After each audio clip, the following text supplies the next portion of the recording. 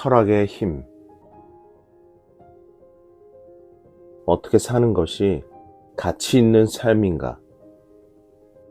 성찰하지 않는 삶은 가치가 없다. 철학자들은 구체적인 답을 제시할 수 없는 질문을 던진다. 답이 없어도 그들은 질문한다.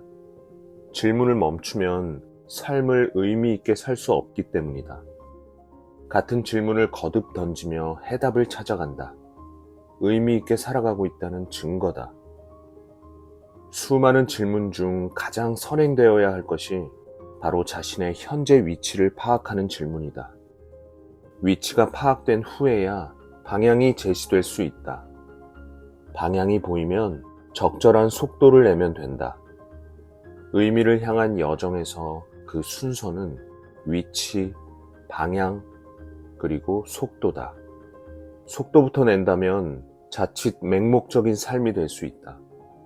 그런데 현재 위치는 유동적이며 방향 또한 달라진다. 한번 정한 목적지가 영원히 고정불변일 수는 없다. 그러나 목적지가 없다면 길을 나서지 못한다. 목적을 지니되 목적에 휘둘려서는 안 된다. 나는 어떻게 살아야 하는가? 인류의 위대한 스승 소크라테스는 이같이 질문했다. 이는 물론 우리 자신에게 던진 질문이다. 이 질문에 대한 답을 구하기 위해서 우리는 많은 지혜로운 사람들을 찾아다닐 수 있다. 그러나 최종적인 답은 자신에게서 나와야 한다. 다른 사람이 이렇게 살라 저렇게 살라고 들려주는 말에 감사할 수는 있다. 하지만 결국 그것을 실천하느냐 마느냐 하는 것은 자신의 몫이다. 나는 어떻게 살 것인가? 이 한마디 질문이 서양 철학의 근간을 이루었다. 어떻게 살아야 가치 있는 삶인가? 라는 질문에 소크라테스는 자신의 삶에 대해서 성찰할 수 있어야 한다고 말한다. 성찰하지 않는 삶은 살 가치가 없다.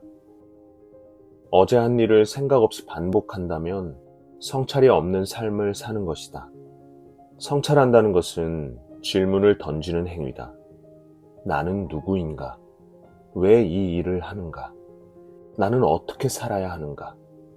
스스로에게 이런 화두를 던지며 삶의 의미를 탐색하는 것이 성찰이다. 가치 있는 삶은 성찰하는 삶이다. 성찰하는 이는 객관적인 잣대나 산출된 숫자로 자신과 타인의 인생을 비교하지 않는다. 줄을 감을 것인가, 풀 것인가? 명품 바이올린을 보관할 때는 온도와 습도를 잘 맞춰야 한다. 그러나 그보다 더 중요한 것은 줄을 풀어놔야 한다는 점이다. 줄을 감아놓은 채로 보관하면 다음 연주 때 음이 맞지 않는다. 줄이 팽팽한 상태에서 장기간 보관하면 브릿지가 휘거나 앞판이 주저앉게 된다. 당신은 줄을 풀고 있는가 아니면 계속 감고 있는가? 분주한 발걸음을 멈추고 소크라테스의 질문을 던져보라.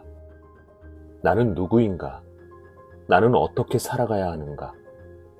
당장 해답이 보이지 않아도 좌절하지 말라. 질문을 한다는 것 자체가 삶의 활력을 불어넣기 위해서 줄을 푸는 것이다. 줄을 풀고 난 뒤에는 당기는 순간이 있고 그 활기찬 힘 속에 삶의 가치가 있다. 나의 현재 위치를 파악할 수 있는 가장 좋은 방법은 현 시점에서 하던 일을 다 그만두었을 때 내 손에 무엇이 남는지 질문해 보는 것이다. 직장을 그만두고 직함이 없어지면 무엇이 남으며 어떤 상태가 될까? 현장에서 한 발 비켜나면 자신의 위치가 더욱 잘 보인다. 위치를 제대로 파악했다면 방향을 정하고 속도를 낸다.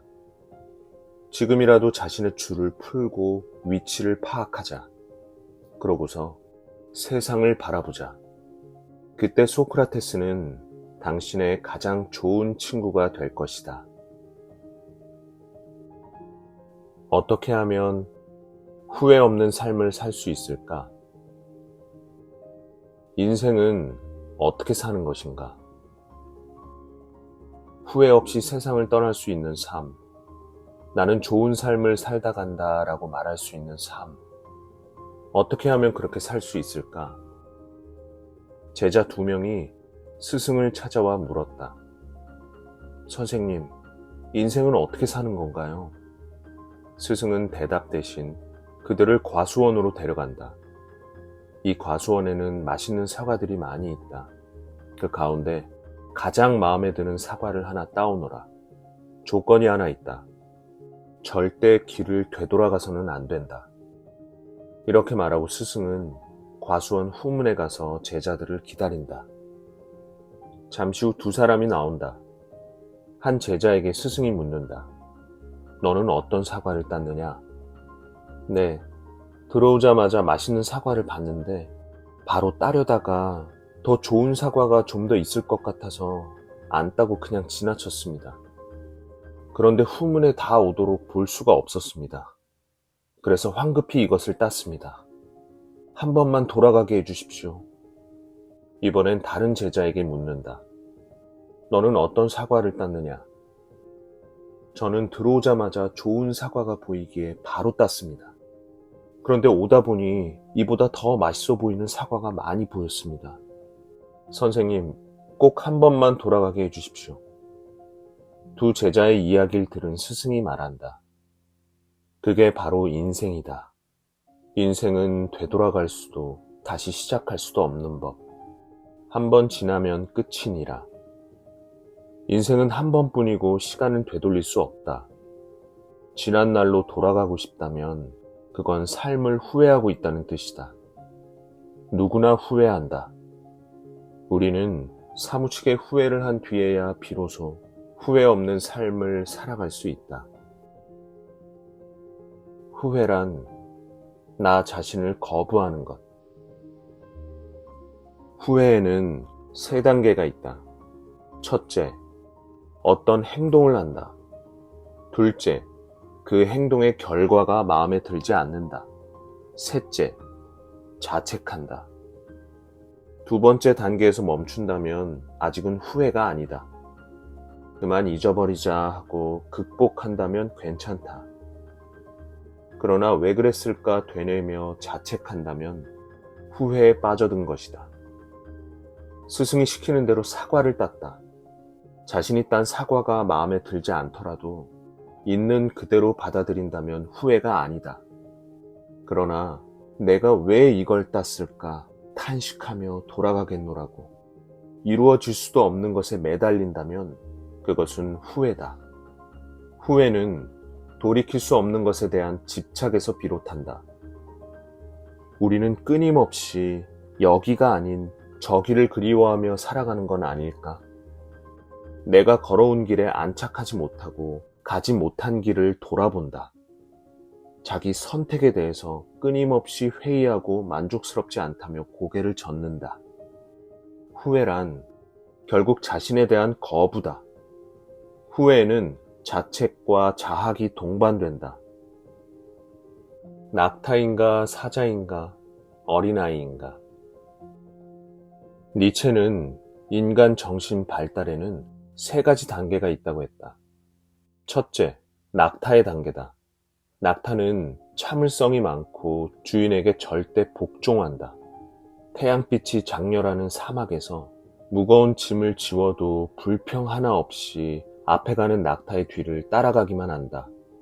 힘이 없고 소심한 탓에 반항은 하지 않지만 마음에서 우러나오는 행동은 아니다. 사막에서 낙오된다는 건 죽음을 의미하기에 마지못해 뒤따를 뿐이다. 낙타의 마음속에는 원한 감정이 쌓여간다. 이는 짓눌리고 쇠약한 상태로 낙타의 단계에 머물러 있다면 반드시 떨치고 일어나야만 한다. 2번째는 사자의 단계다. 사자는 혁명가다. 낙타 단계에 머물렀던 그는 비로소 노라고 외친다. 사자는 자신의 자유와 권리가 침해당하면 주인에게도 달려들 만큼 용맹하다. 하지만 혼자라서 늘 불안하고 고독하다. 함께 어울려 목표를 추구하며 일을 하기가 어렵다. 인간은 서로 협력하는 윈윈 시스템을 만들 줄 알았기에 만물의 영장이 될 수 있었다. 더불어 일할 줄 모르는 사람은 똑똑해 보여도 결국은 어리석은 사람이다. 마지막 세 번째 단계는 어린아이라는 의외의 존재다. 니체는 어린아이의 상태를 인간 성장의 최고점으로 보았다. 어린아이는 잘 잊어버린다. 언제나 자신이 하는 일을 즐긴다. 조금 전에 싸우던 친구와도 금방 화해하고 같이 뒹굴며 논다. 직선적이고 단순한 까닭에 감정을 쌓아놓고 곱씹지 않는다. 어린아이 같은 태도란 존재와 삶, 그리고 인생을 포함하는 모든 것에 대하여 신성하게 Yes라고 말하는 것이다. 니체는 지혜로운 사람은 무슨 일이든 마음에 담아놓지 않는다는 사실을 비유를 통해 이렇게 말했다. 사자도 하지 못한 일을 어떻게 아이가 할 수 있단 말인가?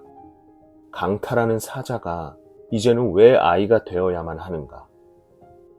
아이는 숨진 무고함이며 망각이고 새로운 출발, 놀이, 스스로 도는 수레바퀴, 최초의 움직임이며 성스러운 긍정이 아닌가?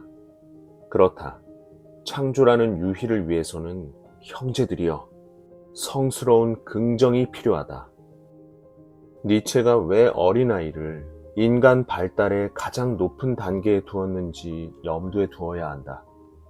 니체는 잊으라고, 과거를 잊으라고 말한다. 우리는 발을 딛고 서 있는 현실에 순수하게 예스를 보내며 웃음을 지어야 한다. 그러기 위해서는 과거에서 교훈을 얻어야 한다.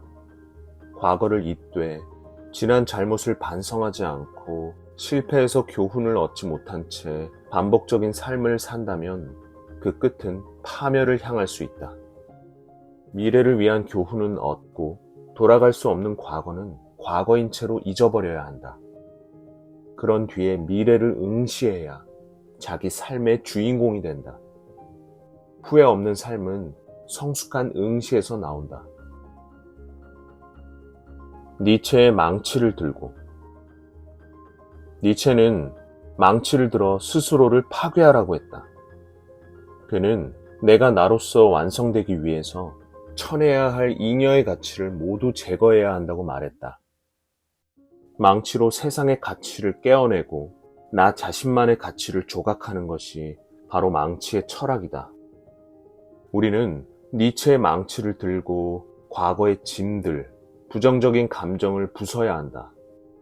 후회는 과거에 얽매인 채 연연하면서 벗어나지 못하는 감정이다. 후회가 된다면 솔직하게 인정한다. 후회가 주는 괴로움을 받아들인다. 과거는 돌이킬 수 없지만 더 이상 후회하지 않는 삶은 선택할 수 있다. 니체의 망치를 든다는 것은 이제 현재의 삶에 충실하겠다는 결단이다. 내 손에 있는 사과를 바꿀 수 없다면 이 사과를 최고로 만들면 돼 라고 생각해보자. 그러면 마음의 반전이 일어난다. 삶을 긍정적으로 바라보게 된다. 그리고 이 긍정의 힘으로 앞으로 나아가게 된다. 첫 번째 전제인 이미 저질러진 일은 바꿀 수 없다. 그러나 두 번째, 세 번째 전제는 바꿀 수 있다.